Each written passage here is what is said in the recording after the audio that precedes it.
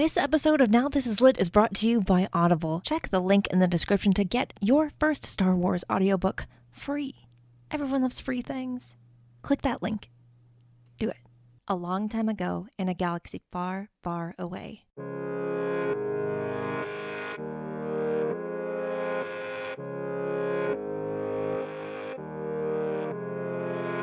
You're listening to Now This Is Lit, a podcast about Star Wars books, the people who make them, and the readers who just can't get enough of them.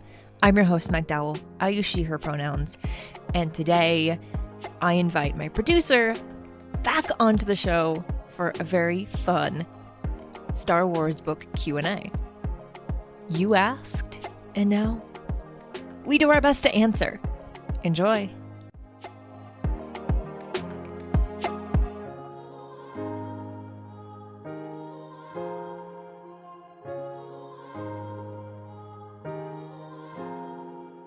Once again, there's so much dog hair on my microphone. Unbelievable. What other Star Wars books do we secretly have hidden in our basement? Because you just keep, they just emerge one by one. And oh yeah, I have this, look. And I'm like, why is that not on the shelf? I know, I'm tragic. Sorry. It's tragic. There is yet another one. And you can tell it's so old. Look at him. Yep, I got that when I was in 7th grade. Oh my God. Old book. I love it. I love old books. Does it smell like an old book? Probably. It could also smell like our basement. It kind of has that old book smell, like what you'd get from a library. Smell it. Oh yeah, it does. I'm sorry that we're leaving the listeners out of this experience, but I mean, you just can't beat the smell of an old book because let's be honest, we're both so old now. Correct. Oh. Why are we here? Why are we smelling books? Well, this episode is not about smelling books, although what an interesting episode that would be. Let's file that away for future things we might record. Anyway, it's time for another Q&A because it is that time of year, the end of the year, where I'm going to be real with you. I don't want to do a ton of work. I'm tired. But a Q&A is a great way to involve the listeners in the recording, and you might get your name on the show if you asked a question that's not asking me to say which books shouldn't be read, which is not how we do things here. Who am I with? Who's my guest? It's Davor. Sorry, I thought you were going to introduce me. It's Davor. It's our wonderful producer. Who's been on the show. I have now lost count of the times. I also don't know off the top of my head if this is our second Q&A episode or our third. Does it matter? No. Listeners are going to be getting a lot of you in the next couple episodes. Sorry about that. I'm not. I like recording with you. That's why you're part of the show now. You get your name. Your name is at the end of every episode. I know. Here. Yeah. It's really cool. Have I had you on since you were officially the producer? I think so. Yeah? Maybe. Yeah, maybe.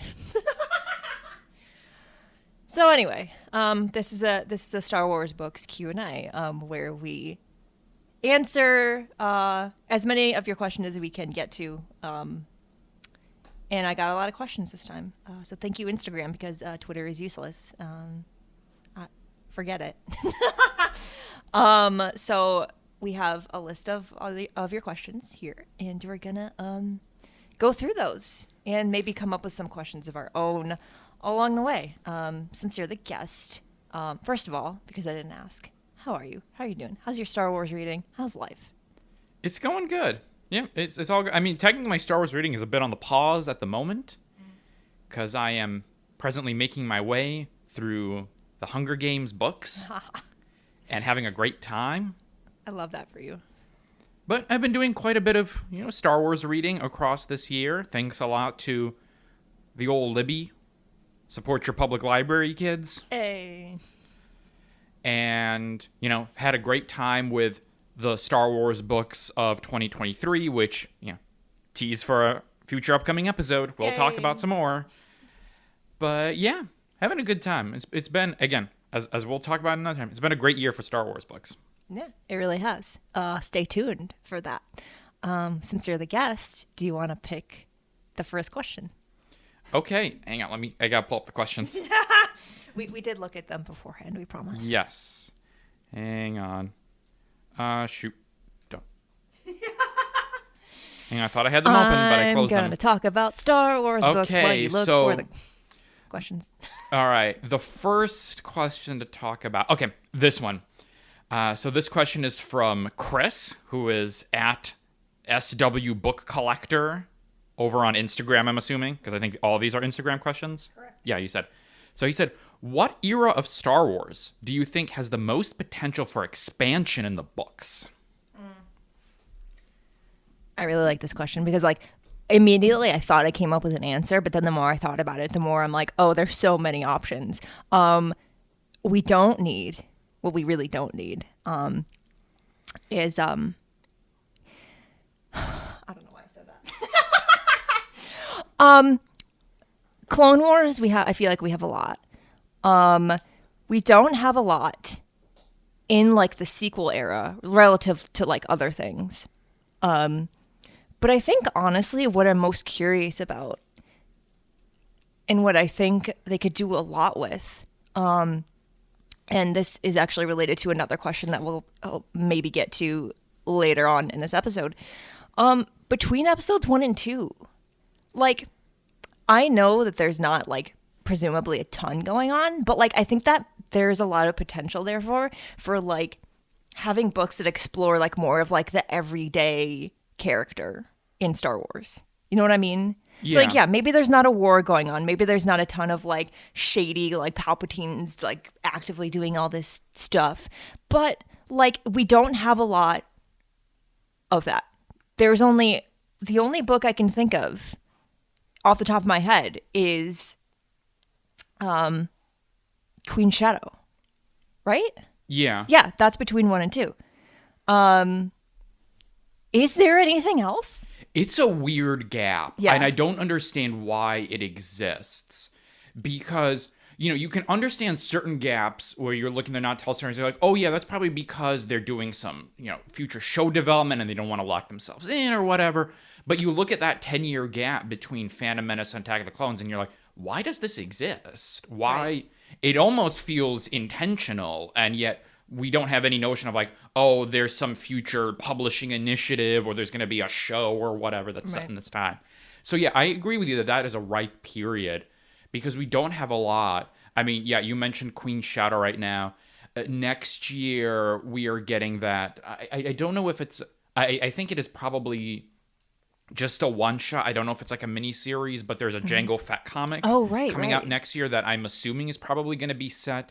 It could potentially be set pre-Phantom Menace. It kind of depends on where it is relative to him becoming, you know, affiliated with the Kaminoans and stuff. But yeah, I think there's a fair amount of storytelling in there that you could do. You know, some of it is, yeah, like the Jango Zam characters. You could explore them more in that 10-year. We'll touch on this in another question, but Obi-Wan and Anakin's relationship in that period. I mean, we've seen it in other places, of course, in the movies and Brotherhood and the Clone Wars, but more of that kind of young Anakin period when they're initially master and apprentice. You know, there's a lot of stuff around the lead up to the Clone Wars and the creation of the Separatists and all of that you could explore in books. I think it's a really rich period to do content. Yeah, it really is. And, like, because, like you mentioned, like, the reason we don't have a ton of, like, books set between, for example, Return of the Jedi and The Force Awakens, I could not remember the name of that movie, is because so many of the Disney Plus shows right now are set in that time period, and they don't want to mess with that yet.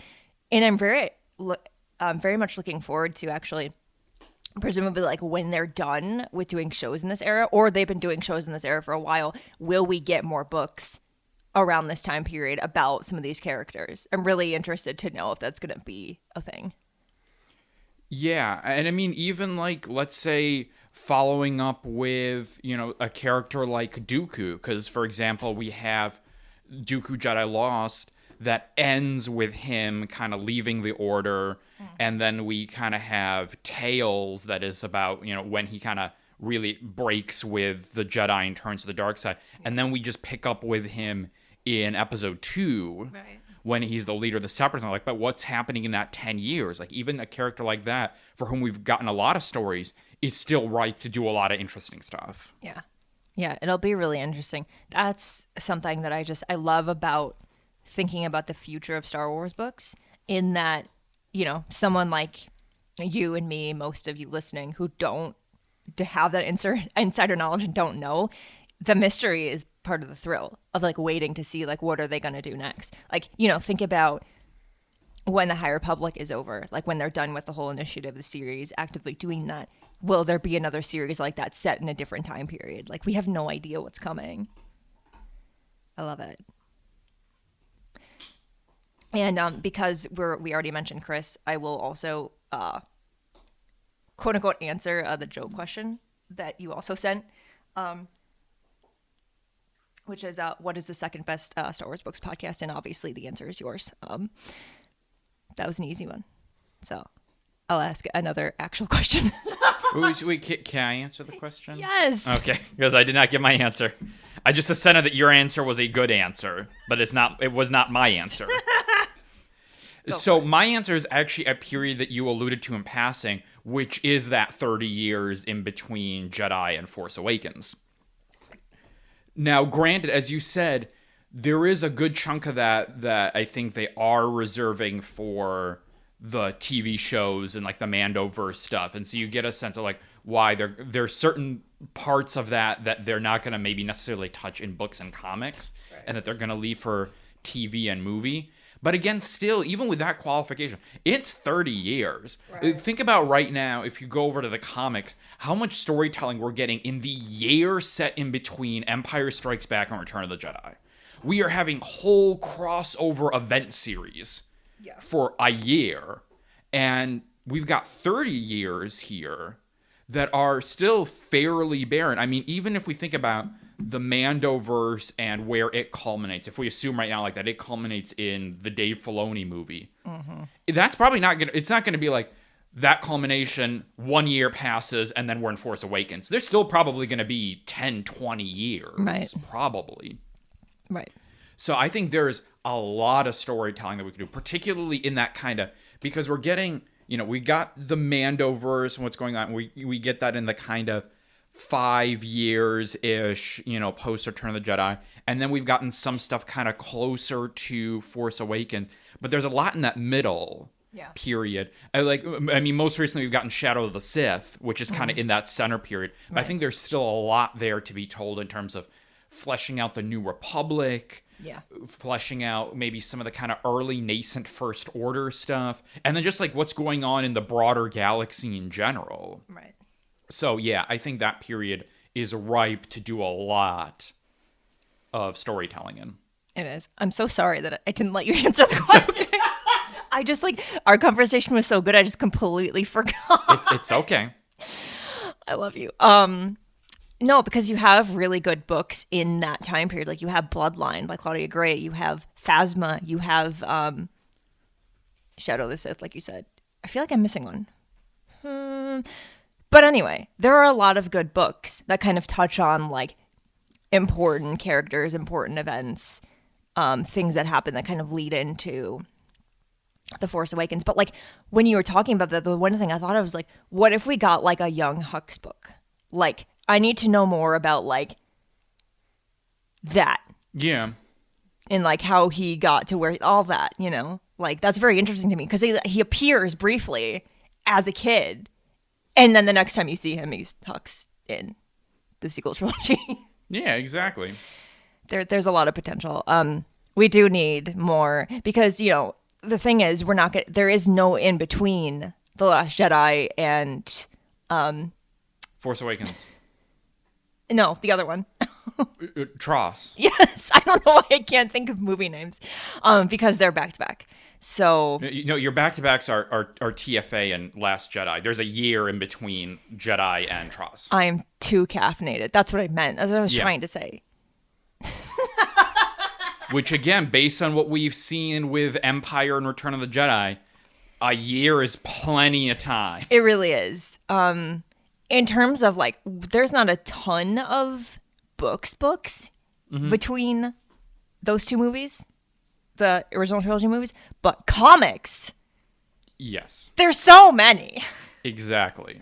And I think Star Wars publishing does benefit from jumping eras and like doing a lot of different things in different areas instead of just focusing on one thing. Like, I love the High Republic, but I am glad that they're spreading it out just so that other stories, other eras, other characters get the attention they deserve, you know? Yeah. And It's even good. like, as you just said, like, even in that year, I think we could get some interesting stuff. We could get some Rey training as a Jedi stories. Yeah. We could get some Supreme Leader Kylo Ren stories. There's a lot of interesting stuff they could do, even in that very narrow slice of time that they have. Well, Rey especially because, like, you read Resistance Reborn, right? Yes. The whole, like, thing behind that is that she couldn't really do anything with Rey because Rey was off limits because of the movie that hadn't come out yet. Right. So, like, Rey was, like, untouchable. Like, she could appear, she could be a character, but you couldn't, like, getting inside her head like that was, like, they could not do that. So we don't have a lot of Rey content other than, like, when she appears in several stories. So to get, like, a Rey book, how cool would that be? That would It'd be so great. I would cool. love that. It'd be so cool because you have, you know, she's in Resistance Reborn, but not really. She's in the Justina Ireland middle grade book that I honestly can't remember the name of, but I will link to that because it's a very good book, and it's the book that inspired your favorite episode of right? Is that the same book from the Porgs? Is that the book where they go to the place and the Porgs are on the ship and they like the Maybe? Porgs are on the? I don't know that I've read that particular book. You should. And then she's in the short story that I interviewed Roseanne Brown about in our first episode on the show. So there you go. So that'd be cool. We're not going to get too many of these questions, are we? Oh, let's find another one. Let's find another question. That was a great question. Both of those questions we answered. We've only done one. Let's answer Melody's question, which is best Legends books to start with. What are the best Legends books to start with? I have great news for you, Melody. I have excellent news for you.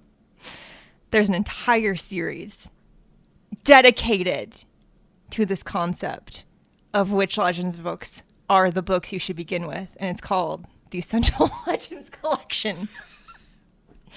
And the reason this series exists, well, there's many reasons this series exists. I'm a champion for the Essential Legends Collection. I go on and on about it in every episode. And these are the books that are essential in terms of, like, if you want to know, like, the foundations of Legends, like, the most, like, impactful, not the most important, but the most, like, historically impactful in terms of publishing Legends books. You have the Thrawn series. You have the Knights of the Old Republic books. You have the X-Wing books. Anything in that series that's come out so far, and they're going to keep doing them, is technically a great book to start with. Like, I would not recommend starting, like, in the middle of a series. So, like, if you're going to start a series, start with the first book. But really, like, Shatterpoint, there's so many good ones in there. Yeah. So, like, really, if you pick any of those, and really you can pick based on your favorite character, an era you want to explore, your favorite era, as intended, there's something in there for everybody. And that's what I recommend you start with. A lot of people say start with the original Thrawn trilogy. You can if you want to. You don't have to. The reason people recommend starting with that is because it's familiar characters. You have Han, Luke, Leia, Thrawn. Not the same story as Thrawn in canon, but that's okay. It's still good. I didn't grow up with it, so I don't have, like, the same attachment to it as many other readers might. But if you want an idea of, like, in the Legends universe, what Timothy Zahn kind of did to essentially, like, lay the foundation for all the books that have come after kind of establishing the expanded universe officially, it's a good place to start. But any of those books, just look up Essential Legends Collection. I have posts about it. We've done an episode about it. All the links to all those things, if you're curious, will be in the show notes. I don't know that I have a good answer for this because I'm still a kind of Legends novice myself. But you started with Legends technically, because before it was Legends, that was just the Star Wars books that existed when we were younger. Yeah, but I didn't really read them. You read this one. I read the one that we fished out of the basement. Yes. Yeah, no, I mean, it's the Essential Legends collection exists partially for people like you who you don't have anything against Legends or anything. You just haven't really gotten into it yet. I mean, you have now. Right.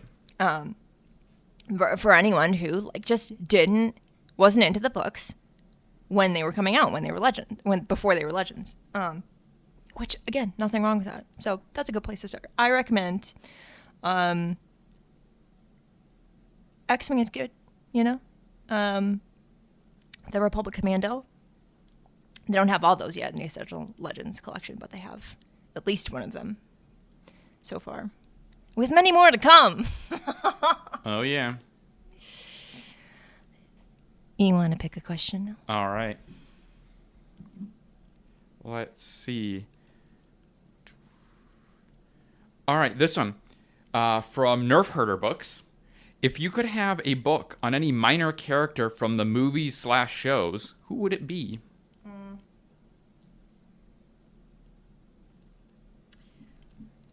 Is Hux a minor character?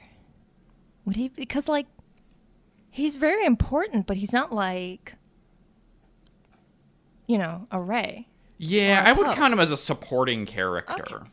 I don't know that I'd count him as a main character. Yeah, that's fair. That's fair. I gotta think about this. I mean, there's so many. I mean, look at what the FACPOV books have managed to do with all the characters that are below minor status. Yes. Just like someone appeared in the background and they get an entire story about them. There's so much potential. I have my answer if you want me to go. Yeah, while go you for think. it. I will go with the character that immediately popped in my mind when I read the question, and that's Reva. Oh, yeah. Yeah, I mean, I know that we just got an Inquisitor book, but that's okay. But there could be more Inquisitor books because Yes. it's Inquisitor, Rise of the Red Blade, which implies there could be Inquisitor Reva. I don't know. Yeah, exactly. I mean, the thing about the stories that we've gotten with Inquisitors in Star Wars across different media, whether that's the books with Red Blade, on the TV shows with Rebels, with Obi-Wan, even in the video games with Jedi Fallen Order, is that each time we've gotten these characters, we've been introduced to a new Inquisitor, I think they've been able to do something new and interesting with them. Yeah. So it has not felt like, oh, you're getting the same story each single time. Right. So, with Red Blade, with what Delilah did with Iskat Akaris is in terms of looking at that, the sort of origin story and about why a Jedi would want to join up with the Inquisitors. Right. And I think with Reva, I think there's so much potential in that post-Kenobi period, because I think there's a lot of things that I like in the show Obi-Wan Kenobi, but I think one of the most interesting things that show did is with Reva and her arc. Yeah. And so when we get her by the end of the show putting down the saber, giving up the quest for vengeance, and now, as Obi-Wan tells her that she's now free, it would be really interesting to see, like, what kind of path does she take? Right. Because we don't really get a lot of, former Darksider stories or like ex-Darksider. Even if you look at somebody like Maul, of course, survives the events of Phantom Menace and we see him go on. He's no longer a Sith Lord, but he still very much retains his allegiance to the dark side. Right, exactly. Yeah. He doesn't give that up. Yeah. And so following the story of somebody who was a Darksider and then decides to fully renounce that path as opposed to just renouncing a particular kind of identity, Inquisitor, Sith Lord, whatever, and then following her on that journey and saying, like, what does she, what is her path? Does she just kind of go into isolation? Does she decide to, become a force for good, whatnot? I think there's a lot of potential there to do interesting stuff. Yeah, for sure. And it would be really interesting to do a Reva book in like the Inquisitor series type thing, because it would be an interesting complement to Redblade in that she starts out as a Jedi. She starts out on, the right side of things. She starts out not on the dark side. And the book ends, in the last part, etc., with her becoming an Inquisitor. It would be interesting to see the opposite of that, where maybe in the book you get a little bit of like what you already know from the show. You get like a little bit of her pastime, like in the Inquisitorius. And then the majority of the book is what happens after. Yeah. I would really love that. For anyone who may be listening who has a hand in deciding these things. I'm not going to tell you what to do.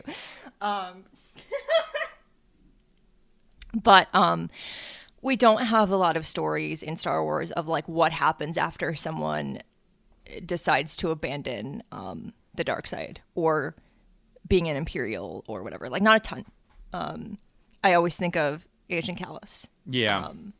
As a good example, because like his arc was great in that it showed him like gradually like moving away from like wanting to side with the Imperials, but then once he's like fully free of them, he basically isn't really a character anymore. Yeah, no, we don't really see him in season 4. No, and that's when he looked the best. Correct. Yeah, and then so many others, whether you're looking like Anakin, Ben Solo, like they renounce the dark side and then they're gone shortly thereafter. Yeah. So having somebody where you could do that really extended look. Right. I mean, I think one of the more recent examples of like a good case would be the character of Kiza. I think I'm pronouncing the name right, from Shadow of the Sith, who is the ex-acolyte of the Beyond. Yeah. Like, we spent a lot of time in that book with her and what she's doing. But yeah, if we could get more of those stories of the people who turn away and then kind of following that journey, I think it could be really interesting. And there technically is a Paige and Rose book. It's another one of those middle grade books that came out in the lead up to The Journey to the Last Jedi. The right one was, I think, The Journey to Rise of Skywalker. It's been a long time since I read those, and there's a lot of them, especially in the Force Awakens and Last Jedi era. But technically it's a Paige and Rose book, and it goes through a lot of like their childhood and like their like joining the Resistance. But I still want a Rose book. I still would love Rose to get more of a spotlight, because The Rise of Skywalker was not great to her, and that is one thing I can't forgive. I can't do it. Yeah, it would be great, and especially like maybe even like a Rose and Paige book. Yeah, I think, like you said, there is one of them in maybe The Journey to the Last Jedi. Is that right? Yeah. Okay. That's what I said. Yeah. But yeah, I think getting to follow them maybe in the early period, or even getting some Rose stories. Going back to that year in between Jedi and Rise of Skywalker, some of that stuff, or maybe post Rise of Skywalker. Yeah. It would be really fun. I just thought of this to do like a Rose book, like in like journal style. So like she's like writing like, here's what happened today, and it's like the day after or like right after she like catches Finn trying to desert or whatever, and she's like, guess what happened today. Right. That would be good. That would be so fun.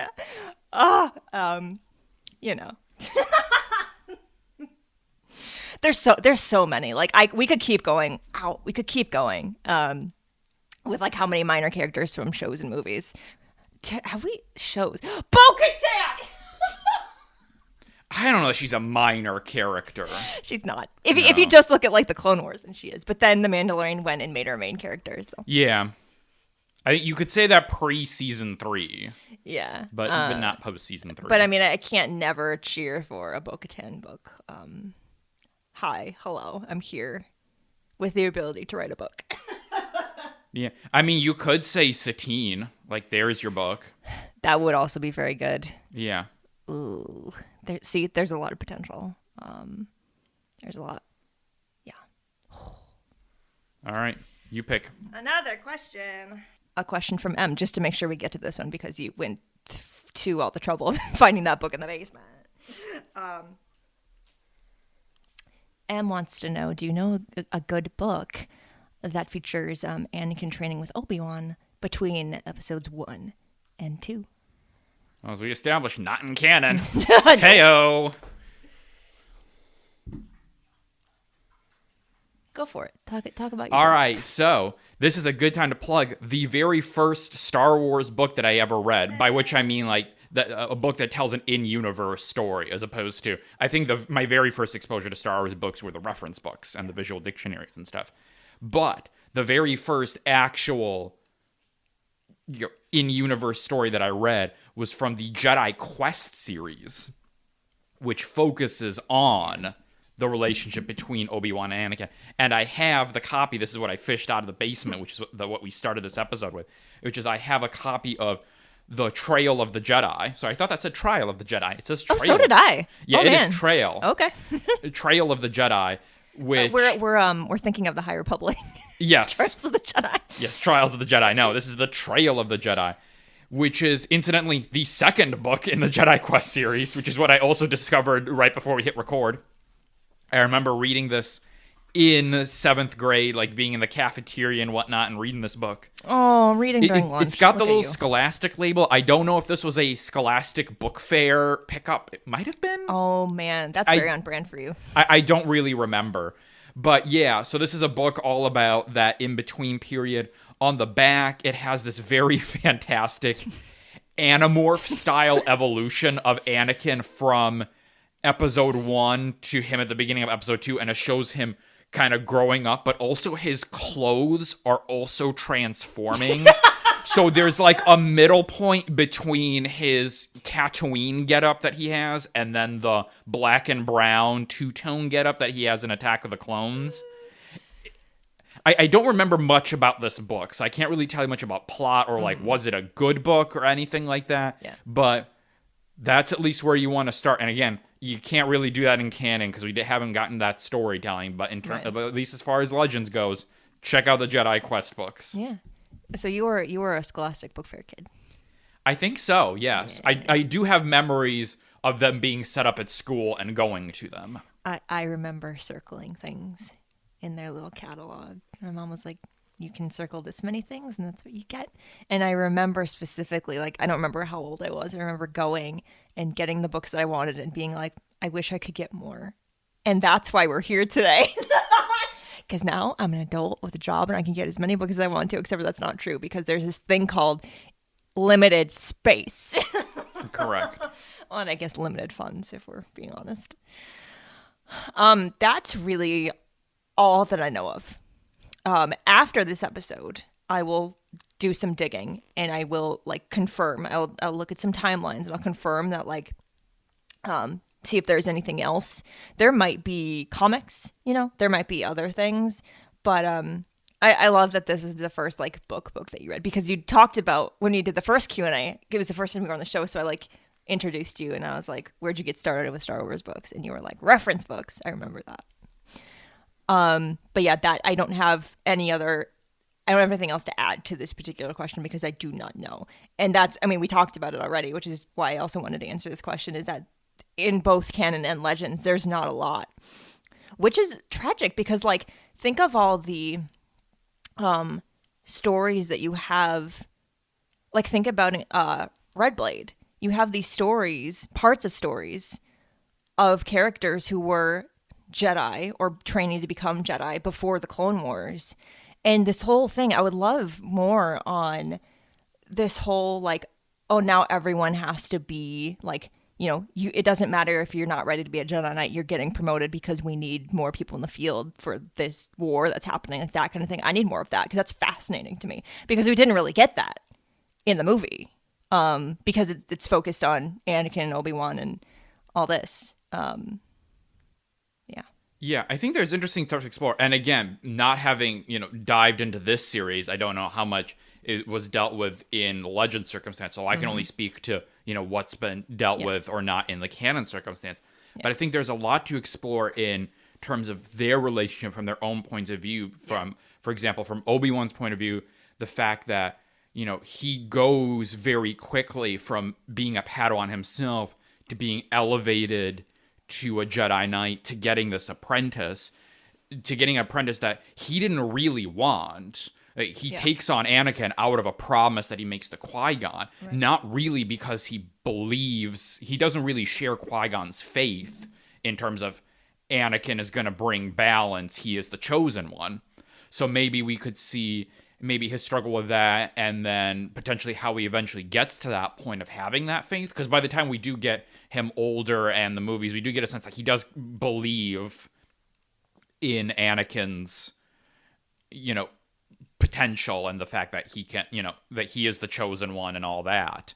Right. So see that evolution, and then, how does he feel in terms of being thrown into this responsibility and such in a very quick pace. And then also from Anakin's point of view, of course, his struggles in terms of being separated from his mom, being separated from Padme, and then even the fact that, this has been alluded to in canon about how the fact, like, he doesn't have a very conventional Jedi training because he doesn't spend a lot of time at the temple with other Padawans.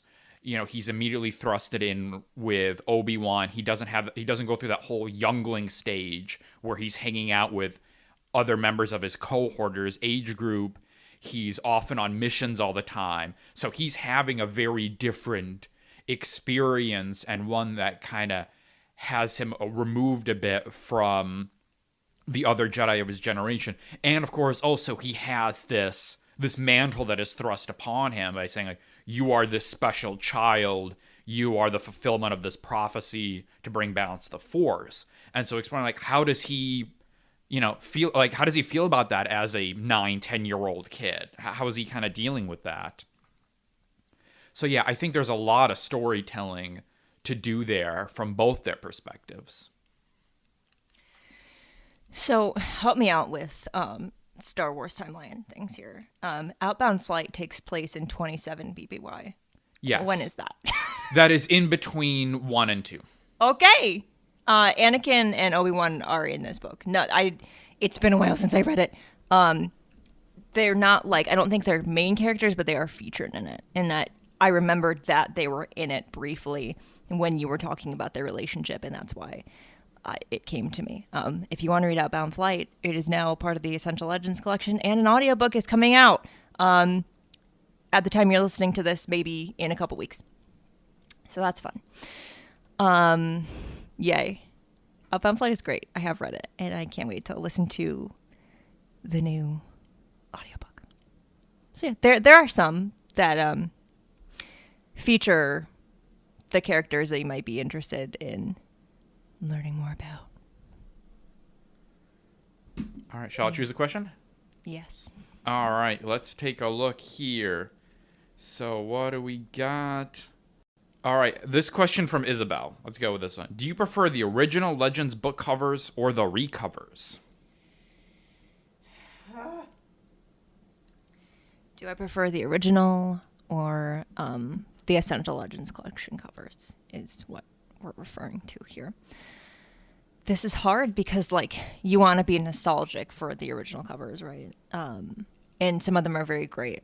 But I'll be honest, some of them are also not great. That's just the nature of, sometimes that happens. Or sometimes, you just don't like a cover. I personally think that the Essential Legends collection covers are fantastic.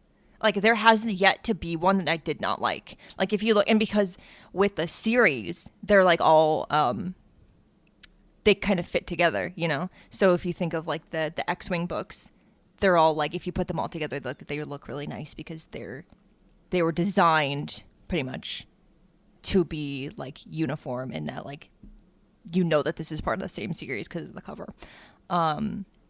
So I wouldn't say that, like, I like one above the other, but I do feel like the Essential Legends collection covers are really good, especially because, like, one of the other reasons they are doing this is to give more artists the opportunity to do Star Wars things, design covers, and I think they're fantastic. I really do. Yeah, I agree. I really love the Essential Legends covers. I love the art. Do you have any particular standouts for you, like certain favorite ones? I mean, I do like the X-Wing ones. The ones that are all kind of look the same that are Outbound Flight, and I think there's a couple other ones that are kind of like all like themed the same that just came out. Those are really pretty. It's like a lot of color. Yes. Yeah, those are really great. I think that wasn't the most recent wave. I think it was the one before that, now that I'm thinking about it. The Thrawn ones are also really good. I really do like those too. What about you? Even though I do love the original version of it, I think is a great cover, but the Essential Legends collection cover of Darth Plagueis, I think is really cool. Yeah, it is. See, that's a case where I love both of them equally. Yeah, I think so. Yeah. I don't know that I could necessarily choose one or the other is better than the other. I think they are both great. Yeah, because like I love the original so much that I have a hardcover of it. But I love the new one too. It's like sometimes you can't choose. Sometimes they're just good for different reasons. And that leads into the next question that we'll ask. Wesley is asking, and I think there are several different ways you can interpret this question, the way that it is written, that it was sent to me. Collect original hardcovers or Essential Legends collection books. So you're either asking one of two things, I think, and maybe you have maybe you interpreted this differently than me. You're either asking, should you collect one or the other? Or do we specifically collect one or the other? I guess it's not that hard to answer both. Because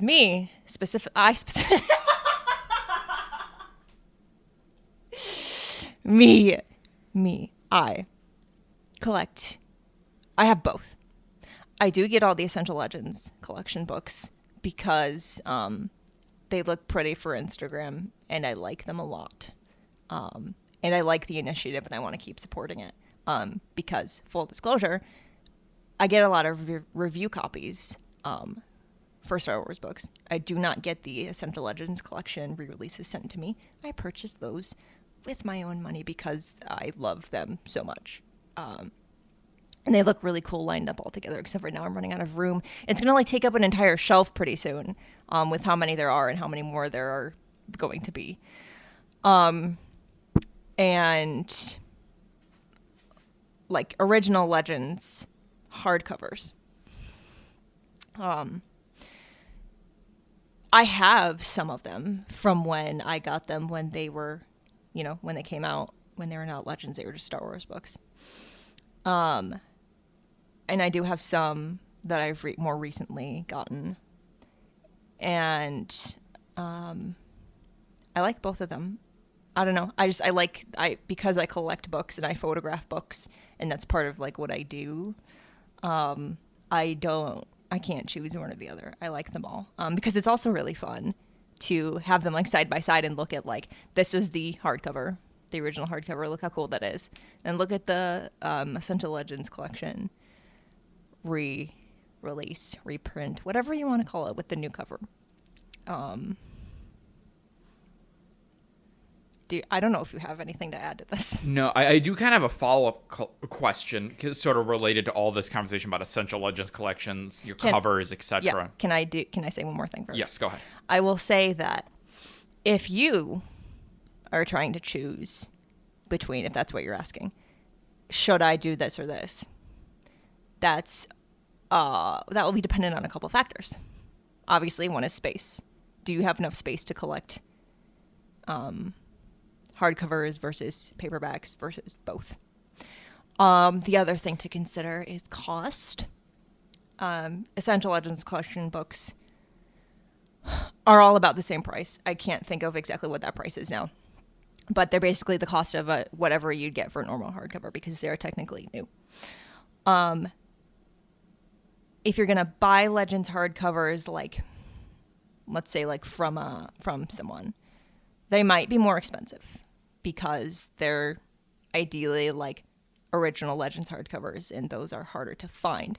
Unless, as we talked about in the last episode, you're going to go do some book hunting, and you happen to walk into your one of your local comic shops on Black Friday, and there's a bunch of Legends hardcovers for very cheap, which does happen sometimes. So if you want to go looking for them, if you want to get them cheap, you can.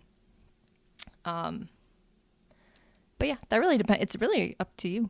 It's really up to preference, what you want to do, what kind of covers you want, what kind of books you want, if you want the hardcovers versus because a lot of people have, if they're collecting, they have preferences. Specifically, I want all of these to be hardcover. I want all of these to be paperback. I need them all to be the same. So it's up to preference. I love when we come across Legends hardcovers in the wild. Hardcover. Yeah. It's so like when my dad found that box. Yeah. Because he just like called me over. He's like, "Do you have these?"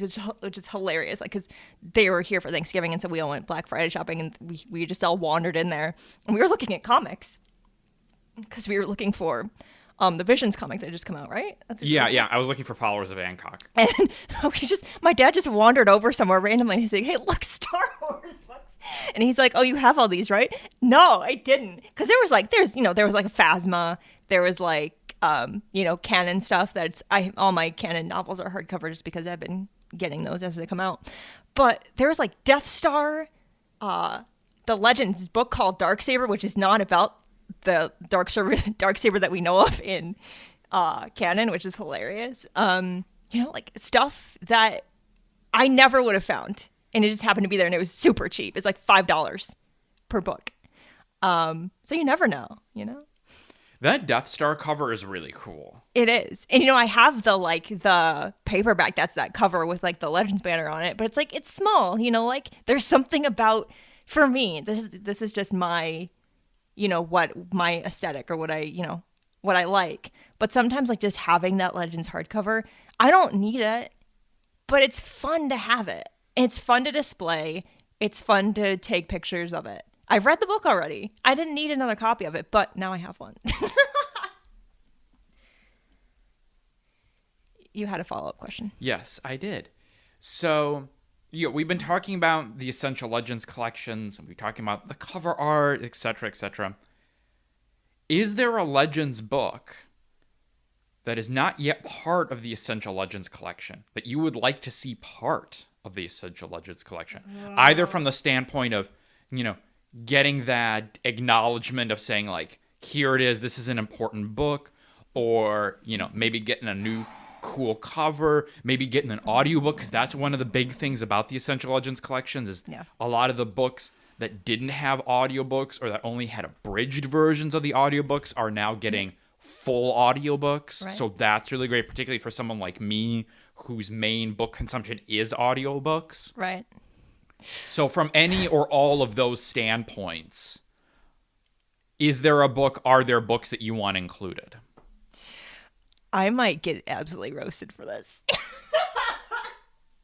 And I'm not even sorry about it. So, and there's a whole story behind this, and I can't remember if I've told it on this particular podcast or not, and maybe I will, but the Force Unleashed books. The Force Unleashed video game novelizations back when they were still doing those. Listen, those books, I have the original hardcovers, specifically one of them that I can remember I went to Target in search of, and it wasn't there, and I was like, excuse me, person who works here, I would like this book, and they went to the back and got it for me, which is the whole thing. Because of course that would happen to me. But listen, I don't think I don't know if those will ever be part of the Essential Legends collection, because they're books based on video games. Which I know that they're not I think they're great. There are a lot of people who are like, oh, it's just a video game novelization. Fine, fair. You can have that opinion, but I hold these books close to my heart, and the covers, understandably,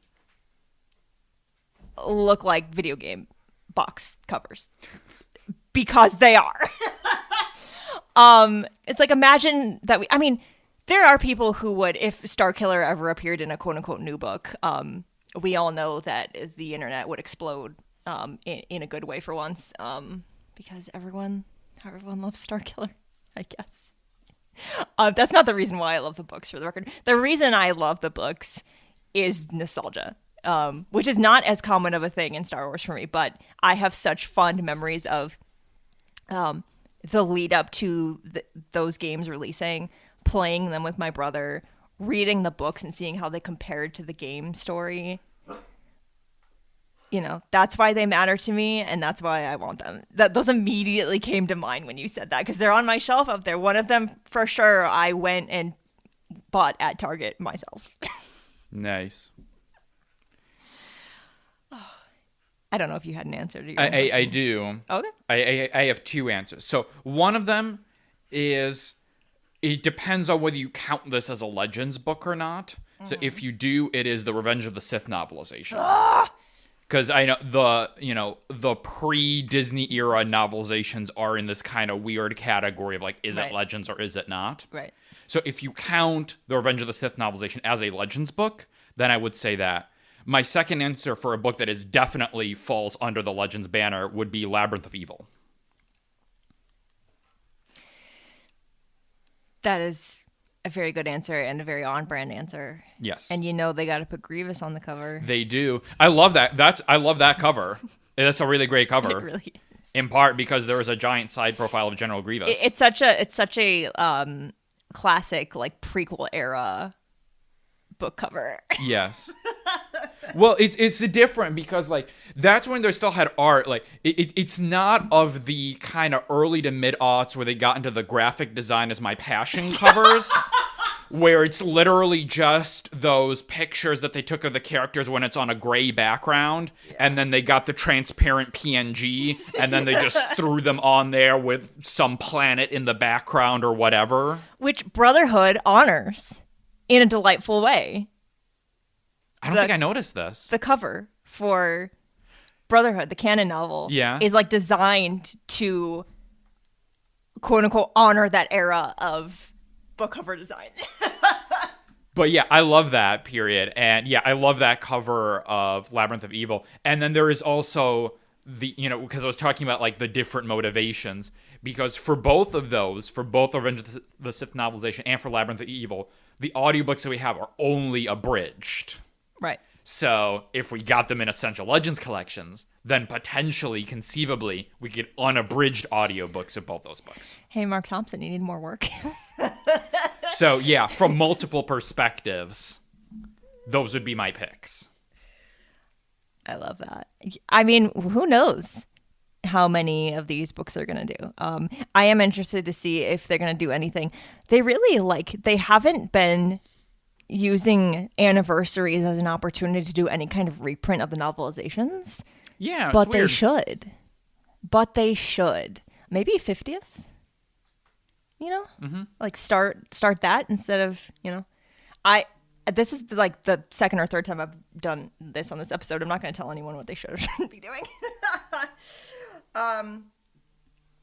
Only a couple more. Are you still with me? You good?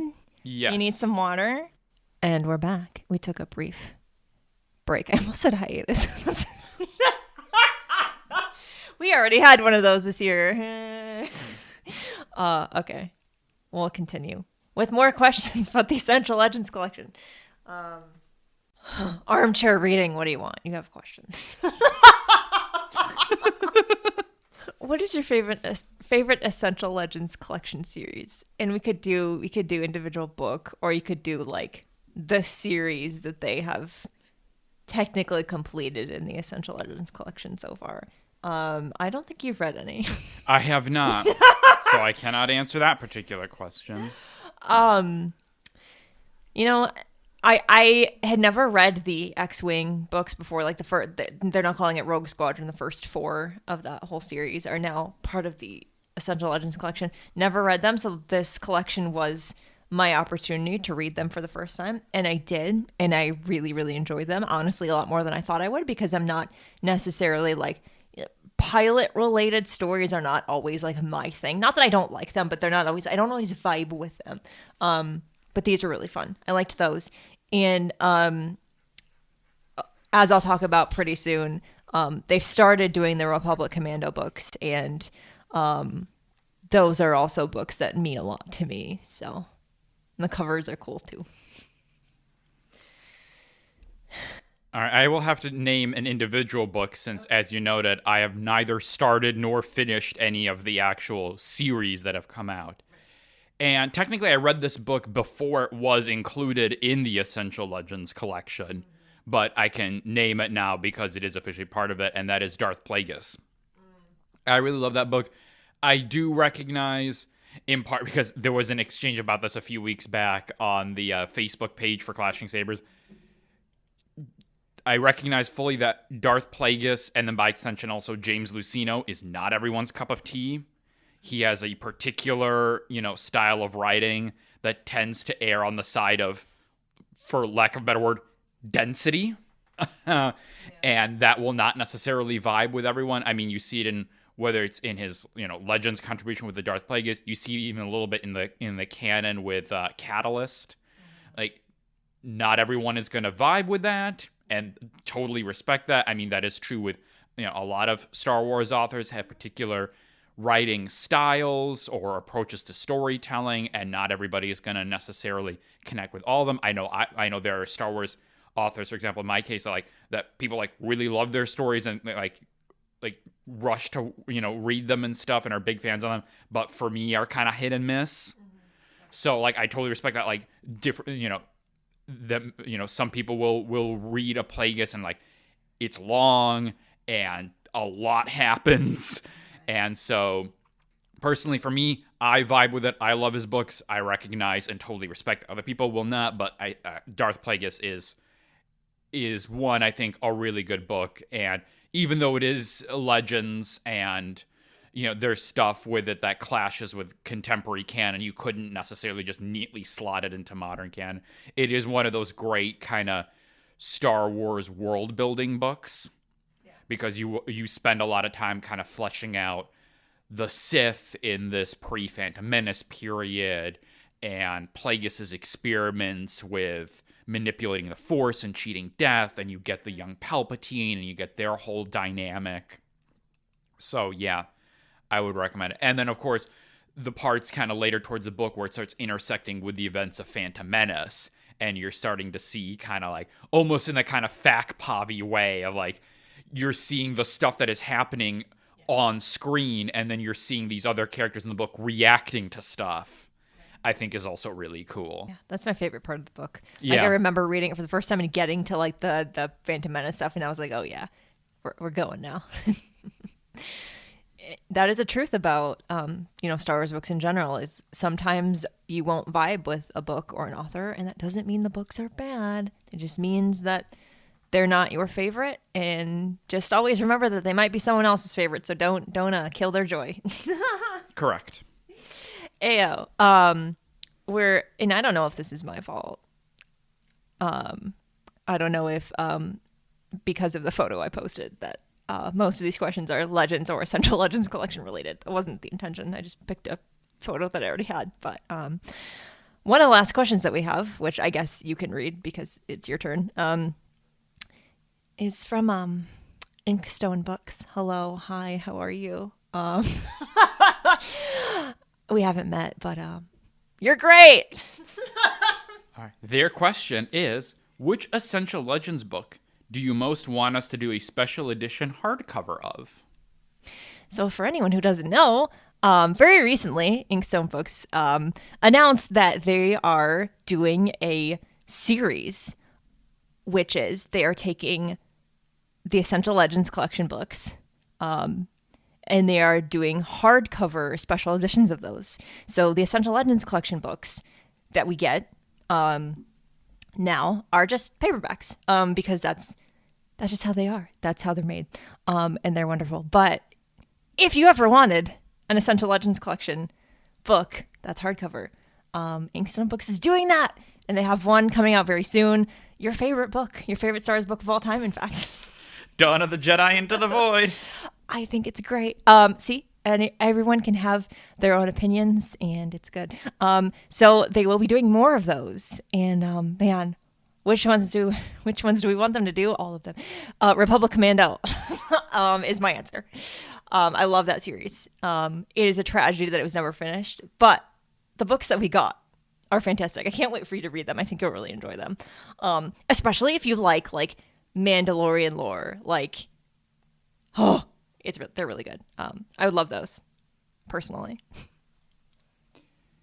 Yeah, I mean, again, to stay on my bullshit, I guess, here, I will say Darth Plagueis again.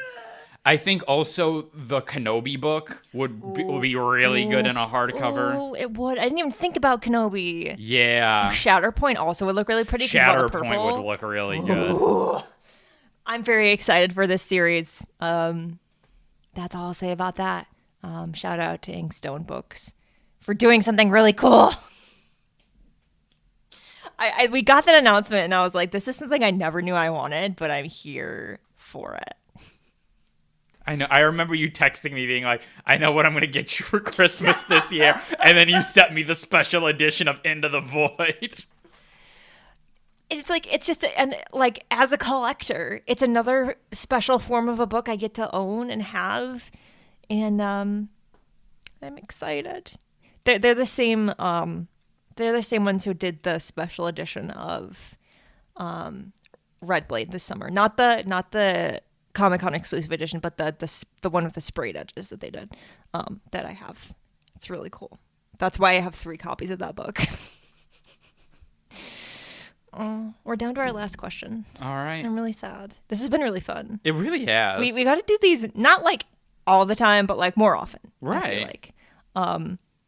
And you know, we have a way where you'll be able to submit questions a little bit more, possibly efficiently, in the future, and we'll maybe do more of these because they're really fun. Just because we get to sit, you're kind of just chilling, talking about books. You know, exactly. It's really, really good. Our last question. Sophia, you ask a very important question, and I'm being genuine, not making fun of you. Where should I get started with? Is that the question? Yes. Where should I start reading Knights of the Old Republic? So you may have heard of all of you out there, y'all, if you will. Y'all, if you will. I love podcasting. You may have heard of Knights of the Old Republic in the form of the video games.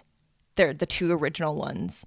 And then Star Wars The Old Republic, which is the online game that I played way too much of back when you could play for free up to level 50 and then you had to pay. And so I stopped playing because I didn't want to. And plus I couldn't because I was in college. But Knights of the Old Republic, however, is not just a series of games, although that was my introduction to it. And I always recommend you either, if you want to get into Knights of the Republic, either play through the games or watch someone play through the games. There's plenty of YouTubers who probably have played through the entire game. Because the stories, even though you can kind of choose like your path here and there, what things you unlock, whatever, very good stories. Even though I haven't finished, it's a long story. Even though I haven't finished the first game, I do know what happens, and it's delightful. There are other ways, however, if you want to read Knights of the Republic. There are novels. There are 4 of them, and they're all now part of the Essential Legends collection. We just keep getting back to the Essential Legends collection in this episode. I'm sorry that I posted a photo of the Essential Legends collection books when I did this call for questions. You can ask me anything. But I'm happy to talk about the Essential Legends collection because, as you all know by now, I'm a champion. I will talk about the Essential Legends collection until people are sick of me talking about it. But there are 4 of those. They feature some characters that you'll recognize from the games, but a lot of it is just, it's not necessarily related to that. But they're still good to read if you want to know more about that era, the Old Republic, in Legends. Because there is nothing technically book-wise in canon that we have yet. That could change. Apparently, allegedly, there's going to be a movie, and that assumes there will also be things published about it. But there are also, man, if you really want to read a lot about the Old Republic, Knights of the Old Republic, you know who has a Knights of the Republic comic series that is like over 50 issues long, technically? It's John Jackson Miller. There's so many. If you want, that's really a good place to go if you want like Knights of the Republic content. I have not read the comic, but because it's John Jackson Miller, I know is quality content. he did that through Dark Horse, and I believe they're not hard to find. I think you'll be okay if you want to. You just look up Knights of the Republic comic, and you'll be able to find what you're looking for. And that's a simple answer to that. Have fun. But still play or watch someone play through the games to get that story, because even though the second game tragically was kind of a disaster, and there's a whole like behind the scenes thing behind that, it's a tragedy. Still good. Still ends great. Yeah. Knights of the Republic for the win. And you have nothing to say to this. No, I've read the first one of those, Yeah. Revan. Yeah. But that's it. Yeah. If you didn't know, Knights of the Republic is where Revan comes from. You've probably heard of that guy. There's a lot of people who like him for reasons. Him, her, depending on. That's a whole thing too. I'm not going to go into it right now. But yeah, do that. Just like what the thing is, whatever Star Wars you want to get into, it's there for you to get into. Wow, this has been great. Yeah. This has been fun. I got a lot of questions this time. The last time I did this, I didn't get as many. But I got so many this time, and didn't get to all of your questions, and I'm sorry about that. But you know what? Ask again next time. I'll be around. But again, just don't ask me what books should be avoided, because I don't vibe with that. I think all Star Wars books are valid. Even if you personally didn't like them. Do you want to give our listeners a little tease about some of the things they might get to listen to in the next couple weeks? All right, sure. So yeah, we're cooking up some things for both the end of this year and also the beginning of next year. Hey. So as we tease the beginning of this episode, very soon in the not too distant future, you are going to hear some of our thoughts about this year in Star Wars publishing and some of our highlights that we will talk about in a new for this show format. Yay. That we're really excited about. And then also with the new year is going to be this show branching into some new territory. Going into a brave new frontier. Yay. Yeah, it's going to be fun. And you'll hear more about that soon. But also, don't forget, we're also bringing back our reading resolutions. So we'll end the year with looking back. We kind of did this like halfway through the year a little bit. That might have been the first episode you were on. Yes. As producer, now that I'm remembering correctly. Oh, right, because that was kind of when the show was starting. It's about to start its second season or whatever. But anyway, so we'll start by looking back on how we did this year with the resolutions we set at the beginning of last year. And then we will talk through our Star Wars reading resolutions for 2024. And then there's going to be another episode in there that I can't say anything about yet, because you never know what could happen. So anyway, but you're going to be here a lot. And then there's the fun thing we're doing in January that that's the only teaser we're going to give you. But you're going to love it, I promise. Yeah. So thank you for joining me on this episode. Always happy to have you on the mic with me, because sometimes it gets lonely. You're always here, but now you're actually here. Yeah, always happy to be here. Where can people find you on the internet? All right. You can find me on X. No! At a Larger View Pod. You can also listen to me over on the Clashing Sabers Network. I am part of their main show as a co-host, so you can get some of my broader Star Wars thoughts, both book and non-book, over there too. Sweet. All right. We'll be back very soon. Oh, and Space Swifties. Space Swifties! Yes, you can also, if you enjoy listening to us in particular and our dynamic and stuff, you can go listen to Space Swifties, a Star Wars and Taylor Swift podcast that we co-host. If you ever wondered, does Taylor Swift secretly love Star Wars? The answer may be yes. There we go. we'll see you all again. No, we won't. But you'll hear us again very soon.